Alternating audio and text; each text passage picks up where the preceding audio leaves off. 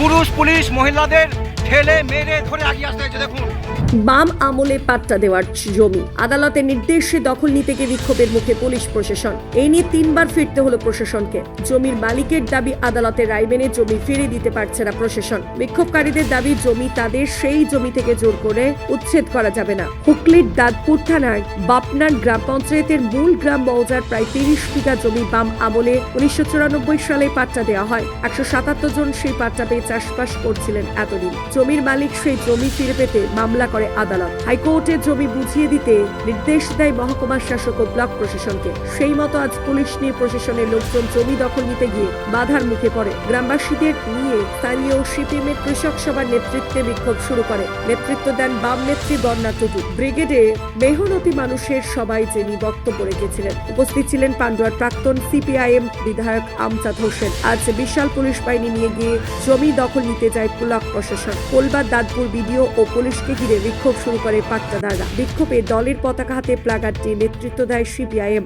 বিক্ষোভকারীরা জানান কোনো মতে জমি তারা ছাড়বেন না। গত 30 বছর ধরে তারা চাষ করেছেন এই জমিতে। বাম সরকার তাদের পাট্টা দিয়েছিল, এই জমি তাদের। বর্তমান সরকার সেই জমি কেড়ে নিতে চাইছে। জমির মালিক মহসিন মণ্ডল বলেন, বাম সরকারের আমলে সিপিএম জোর করে জমি দখল করে বিলি করে দিয়েছিল। এই জমির মালিক ওয়ারা খাতুন। 2002 সালে পাট্টা খারিজ হয়ে গিয়েছে। 2019 সালে আমাদের নামে পর্চা হয়ে যায়। তারপর থেকে জমি দখল নিতে পারেনি। আদালতে নির্দেশ দিলেও তা দিতে পারছে না প্রশাসন। এ নিয়ে 3 বার জমির দখল নিতে এসে ফিরে গেল পুলিশ প্রশাসন। তাহলে কি আমরা জমি ফেরত পাবো না? হাইকোর্ট অর্ডার দেওয়া সত্ত্বেও জমি ফিরিয়ে দিতে পারছে না প্রশাসন। জানা গেছে পাট্টাদারদের তরফে হাইকোর্টে আপিল করা হয়েছে। তার শুনানির দিন আগামী 7 তারিখ। সেই দিন পর্যন্ত সময় দিয়েছে প্রশাসন। কিসের কি হচ্ছে আর কেউ জানে না। যারা খেটে খাওয়া মানুষ, পাট্টাদার মানুষ, তারাও জানে না। হঠাৎ করে পুলিশ প্রশাসন নিয়ে ঢুকে পড়ে। জমি দখল ভিডিও এসছে, জমি ভিডিও কাগজ আছে যে আমরা জমির দখল আমরা নিতে চাই। 34 বছরে বামপন্থী সরকার আমলে জমি দেওয়া হচ্ছে, তারা চাষ করছে। ওনারা কি বলছে না চাষ হচ্ছে। গরিব মানুষ, খেটে খাওয়া মানুষ বলছে চাষ হচ্ছে, 3 ফসলে চাষ করছে। এখন কি এরকম এখন অবরোধ চলছে। এখন দেখা যাক, আমাদের কাগজপত্র রেডি হচ্ছে। এখন কাগজপত্র রেডি হচ্ছে, কি কথা হচ্ছে। আমাদের পেছনে যারা আছে তারা লড়ছে। জমায়েত আজকের এখানের জমায়েত বর্তমান তৃণমূল কংগ্রেসের যে সরকার, তারা গরিব মানুষের বিরোধী সরকার। এটা আমরা প্রথম দিন থেকে বলে আসছি। এগুলো ফেটে ফেটে বেরোচ্ছে এখন। গরিব আদিবাসীরা এখানে পাট্টাদার ছিল, 177টা পরিবার গরিব আদিবাসী পরিবার। সেই পাট্টাদারদের তৃণমূল কংগ্রেসের সরকার, তাদের নেতা কেতারা আর প্রশাসনের একটা অংশর মিলিজুলি ভাগাতে ওই 175 জন পাট্টাদারকে জমি থেকে উচ্ছেদ করেছে।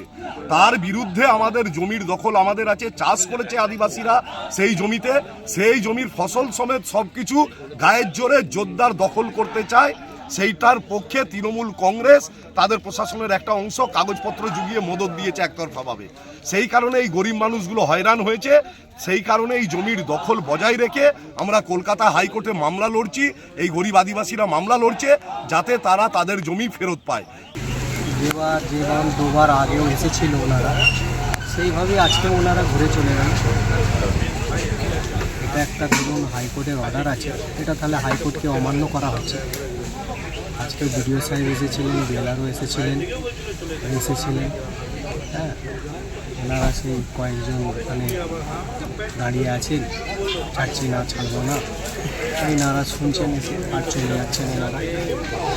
তাহলে হাইকোর্টের যে আমরা যে রায় পেলাম, আমরা আমাদের নামে ধরুন 2019 সালে জমি খরচা হয়ে গেছে।